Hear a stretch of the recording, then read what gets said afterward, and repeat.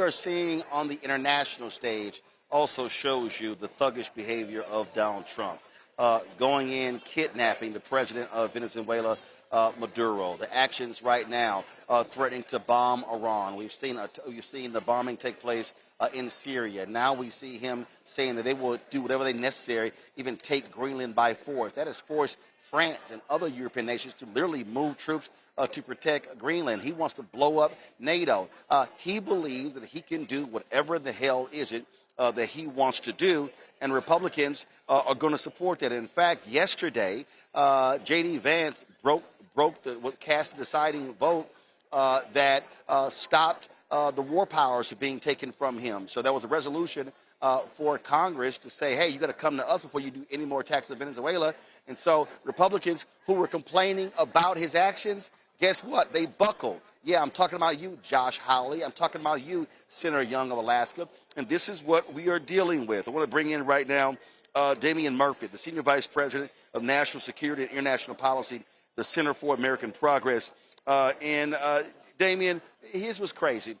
We have seen numerous ambassadors resign. We are seeing how they are changing, how they are treating other countries. We saw yesterday the visa applications process being stopped for 75 countries, black and brown countries. There is a brute force that is taking place. America is not treating allies like allies. Donald Trump is treating, frankly, the world like he treats his children. Mm-hmm. Yeah, no, I completely agree. And Roland, want to thank you very much for having me on. You know, I mean, I think a lot of this goes back to a speech that J.D. Vance made in Munich about this time last year in February, where he criticized our European allies and said that Europe is under a civilizational threat, right? And the undertone of that, what he was really saying was that, too many folks were coming into Europe from abroad, too many immigrants, too many migrants, and it was changing the cultural makeup in a way that he didn't like, that people like Stephen Miller didn't like. So that's really the core of what we're seeing in terms of these attacks on our European allies, allies across the globe.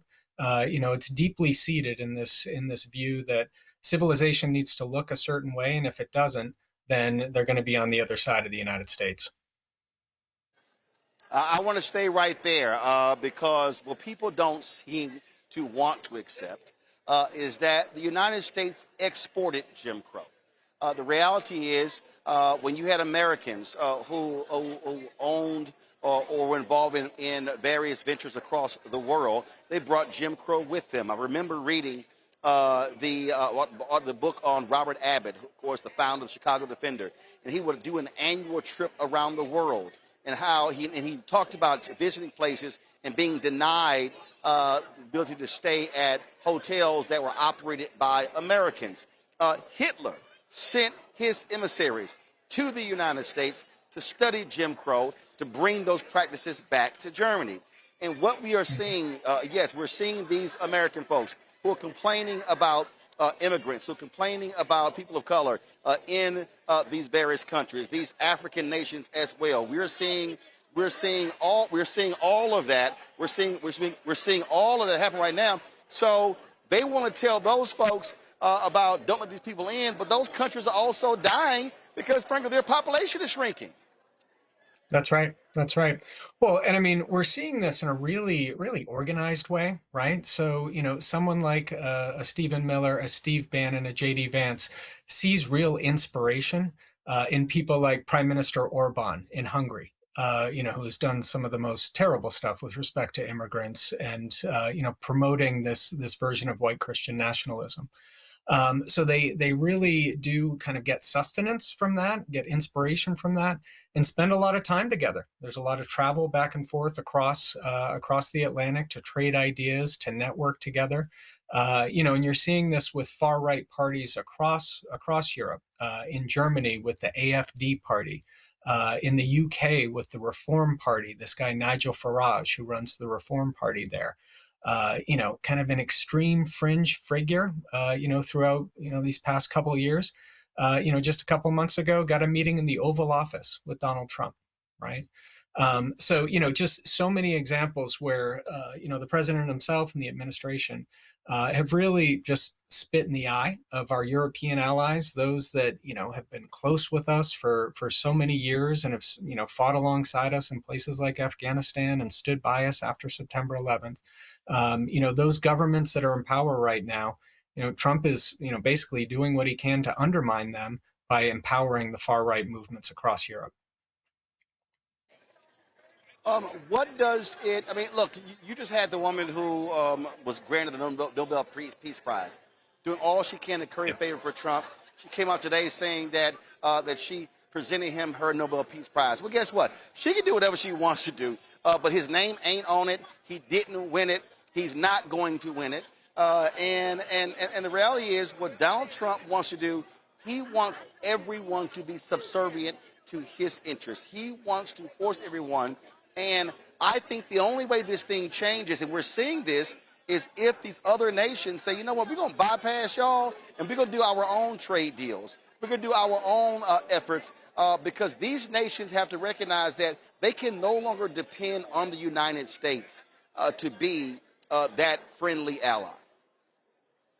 Roland, it's already happening. We're a little more than a year, almost. We're not even a year into this administration, right? The anniversary of the inauguration's coming up.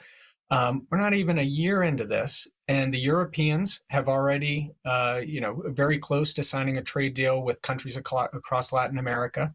They're also very close to signing a trade deal with India, which would be a huge boon for both of their economies, right? So the rest of the world is moving on without us. If you look at the G20 summit that happened in South Africa, just about last month or 2 months ago, the United States boycotted because the president was had all these false claims, these terrible claims that somehow the white population in South Africa is a victim of racism from the government and therefore would be given refugee status to come to the United States. So Trump, the administration boycotted that important conference down in South Africa, that G20 conference. And, so the US is absent when big important decisions are being made on climate, on trade issues, on national security issues.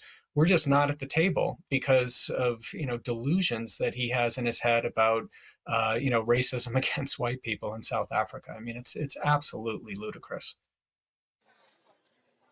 Absolutely, and we see, of course, when he said point blank, gave a speech. Hey, I want more people from Sweden and Denmark.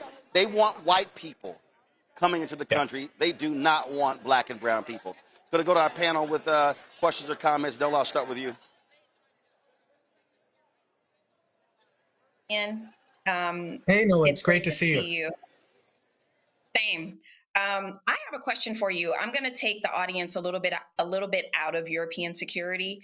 And one of the issues that irritates me to no end looking at all of this is we are actually ceding so much ground to China that it is mind blowing.